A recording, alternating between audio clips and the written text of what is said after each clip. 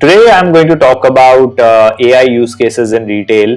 Now, you might be at a very different journey in your AI adoption, but I think some of these ideas will help in understanding what are the various parts of your overall digital strategy that you need to address and how can you leverage artificial intelligence. Artificial intelligence is a general purpose technology, just like electricity. It can be used for multiple number of things, and hence its application spans beyond any one particular sector.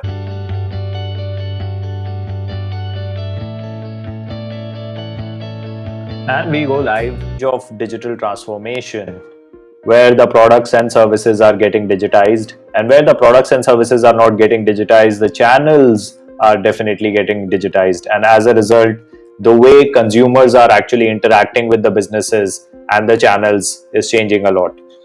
Now, one sector that has particularly been adversely affected by COVID 19 is the retail sector. The mega retailers overnight found their stores empty, and they were, as it is, struggling from the what we call the retail apocalypse that's happening due to the adoption of e-commerce.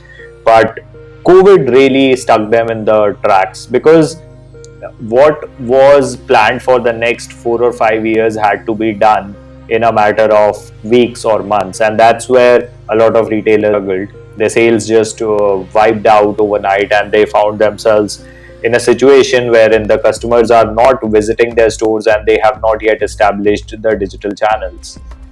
Now, even if the digital channels were established, there was not proper distribution channels or the logistics infrastructure that was in place to ensure that they can be immediately plugged into the e-commerce channels that already exist, or the third party e-commerce platforms. Today, I'm going to talk about AI use cases in retail. Now, you might be at a very different journey in your AI adoption, but I think some of these ideas will help in understanding what are the various parts of your overall digital strategy that you need to address and how can you leverage artificial intelligence.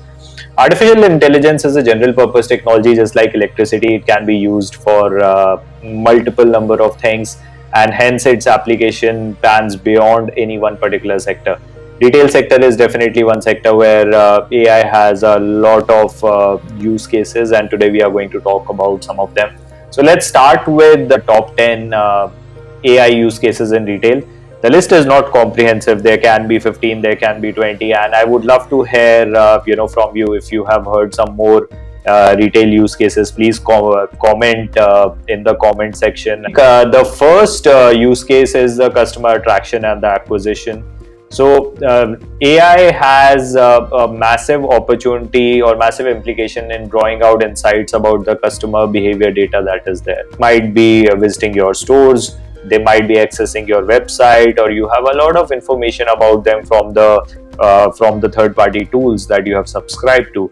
Now, over a period of time, you can use this data in developing the right set of hooks to attract the customer and also acquire the customer. If your marketing campaign aligns with the customer behavior, then definitely it also brings down the customer cost of acquisition. The second use case is customer service and chatbots. Uh, Come to think of it, there when somebody purchases something, and this is one of the pain points in the retail sector, that when you go out and purchase something from a particular store, you have to call back, or you have to revisit that place again if there is some problem with the product. But now we are living in the age of customer service and chatbots. Now, AI enabled chatbots can also bring down the operational cost of customer service. Your back office costs can be saved around it, and as voice recognition gets better and better, the use cases for the chatbots are only going to improve further. There's still a long way to go, but definitely it will get better. And I know it's very irritating when you are trying to have a conversation with a customer service chatbot and it is throwing up all the wrong results. So I think the technology vendor with whom you are developing this customer service chatbot, that is of utmost importance. Don't develop a chatbot wherein the customer experience gets adversely impacted and or is even worse than what it was before you actually deployed that chatbot.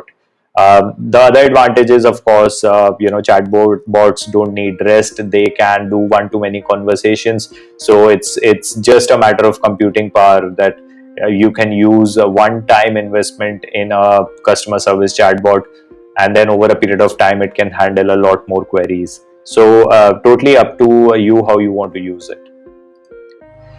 The third use case is video analytics in the store operations. So computer vision can be very helpful in fraud identification or shoplifting prevention.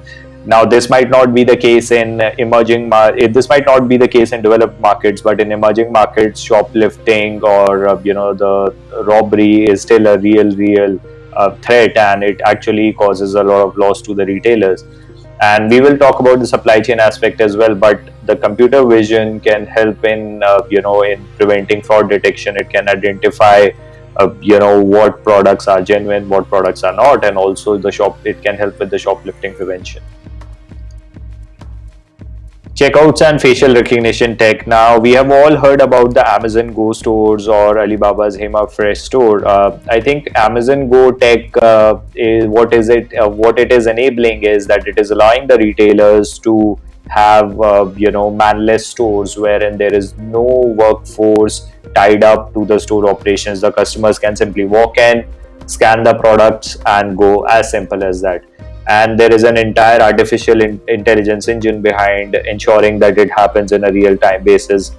Then likewise, Alibaba has its own proprietary Smile to Pay tech. Now, what they are actually doing is they are actually making the payments invisible in the entire process. You just walk into the store, you buy, and then just by your own facial recognition, the payment is received, which is tied up to your e-wallet or to your bank account. Visual search and image recognition. Now, products identified can be identified based on the picture, and similar or better recommendations can be made. Now, imagine if you want to buy something and you visit a website of a retailer, and the retailer just simply gives you the option to switch on the camera, an image, upload an image, and then it gives real-time information related to the same product that you're looking for, or similar or better recommendations that are there. I think that solves a lot of customer pain points, because people don't know the source of the product, or sometimes they may not even know how or where to procure them. They might know the brand, they might know the name, or sometimes they might just have an image. But over a period of time, as more and more data sets are collected, the image recognition and the visual search functionality is only going to get better. Another important use case is the predictive inventory models. Now, I like to quote Ginny Rometty, former CEO of IBM. She said that 80% of the critical data is still lying up in the legacy systems, and it's still not on the public cloud. The real magic will happen once that data starts moving to the public cloud or the day-to-day use cases. Now, it can be moved to the public cloud or it can be moved to the private cloud, but imagine over the number of years, the sales data and the inventory data that is lying in the legacy computer systems of a business. It gets collected, connected, and the real-time engines can actually tell you that what would be the demand for a particular product or service at what time of the year and at what location. And hence, as a result, the supply chain mismanagement can be greatly reduced. The inventory efficiency is only going to get better, and this can save the businesses millions and sometimes even billions of dollars in intelligent planning. Now, which brings me to the point of agile supply chain and logistics. See, again, in supply chain, procurement is a very important part. If over a period of time, the integrity of the sourced products cannot be judged and there is scope for human error, that's where the artificial intelligence or the machine vision can actually help in ensuring that the products are of genuine nature and their source can be identified and verified. Then at the same time, with the deployment of the IoT sensors, the last mile delivery transparency is available. Imagine if you order anything from an e-commerce or a retailer, and over a period of time, you could just switch on your phone and you could track where exactly your package is. I know you do get the cell phone messages that your product is on the way, but tracking it on a real-time basis is an altogether different ball game. This is something like you must have seen in the food delivery apps that They are giving you real-time information that your order has been received, your food has been prepared, and now it's 18 minutes away, 19 minutes away. There is a subtle consumer engagement aspect to it as well, that the mind share and the time share on your app actually increases because the customer is treating it like a game and actually checking what is happening there. Clearly, the cash and credit management can be better. But, when there are thousands of suppliers that you have, it is almost impossible to humanly calculate that what's the best de-risking model for the cash and credit cycles. That's where the AI models can come and help you in ensuring that what level of leverage should you operate at, and what are the risks that you should take into. Another use case is the store footfall optimization and the location analytics. A lot of retailers, as they are planning their physical stores, they are using the geo analytics. They can use AI to ensure that the store design and the layout is better and the operational timing is better. It can help them in understanding that what are the segments where the customers actually like to visit the most, where do they spend their time, how do they like to purchase, and basically what is the wait time, or what is the time before a customer actually waits in the line to make a purchase, or they actually just give up the purchase altogether, so that's a lost sale to you. And this can also ensure that you can plan the manpower or the operations timing of the store. Another case I would like to talk about is the personal shopping assistant, and Walmart has been piloting with this. Now, imagine that any time you visit a store, you have a virtual shopping assistant available to you with whom you can chat. Now, I know it's almost impossible. Virtual assistant is talking to you in a loud manner, but imagine you have your earpods on, and then the virtual assistant is actually helping you navigate the store, because it already has an inbuilt intelligent platform to understand how the store layout is. It knows what you are looking for, and it can make better recommendations to you. You can chat with it just like you would chat with a chatbot, and then it gives you all the information that you need without you requiring to visit somebody at the store. You can do this entire journey on your own with the help of your virtual assistant.